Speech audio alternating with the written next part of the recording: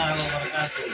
الحمد لله رب العالمين والعاقبة للمتقين والصلاة والسلام على رسوله الكريم وعلى آله وصحبه أجمعين ومن تبعهم بإحسان إلى يوم الدين.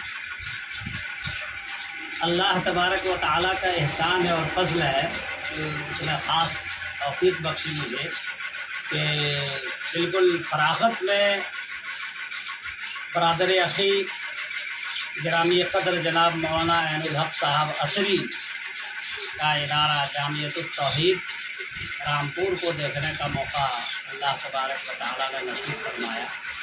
ادارہ کو دیکھنے کے بعد دلی مسرت حاصل ہوئی, بڑی خوشی ہوئی, اور جو سسٹم دیکھا, یہاں کا جو نظام دیکھا, بہت بہتر پایا اور جدید طریقے سے ان لوگوں نے سجایا ہے اپنی بساط پر. اللہ تبارک و تعالیٰ انہیں مزید توفیق دے, یہ میری دعا ہے کہ اس کو اور بھی بہتر بنا سکیں.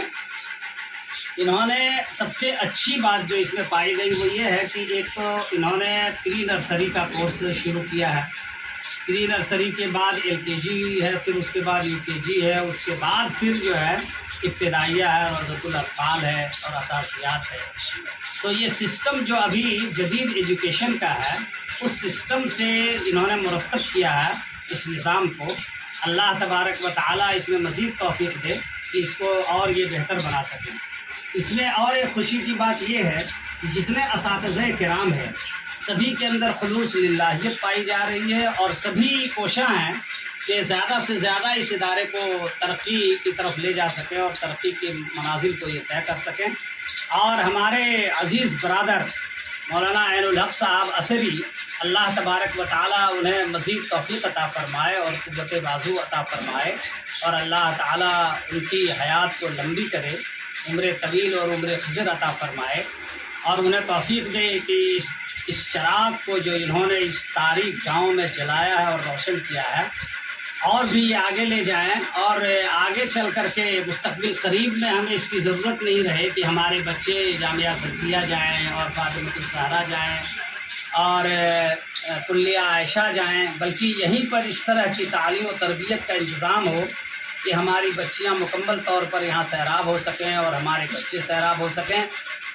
اور جدید طریقے پر, بلکہ میں نے انہیں مشورہ دیا کہ کیرلا کے اندر عربی کا جو نظام رائج ہے اس طرح سے اسی نصاب کو یہ منگوائیں اور اسی نصاب کو یہاں پر داخل نصاب کر لیں, اور اس سے بچوں کو مزید قوت ملے گی اور انہیں تعلیمی ترقی نصیب ہوگی. اللہ تبارک و تعالیٰ سے دعا ہے کہ اللہ تعالیٰ ہمارے برادر عزیز کو زیادہ سے زیادہ توفیق عطا فرمائے.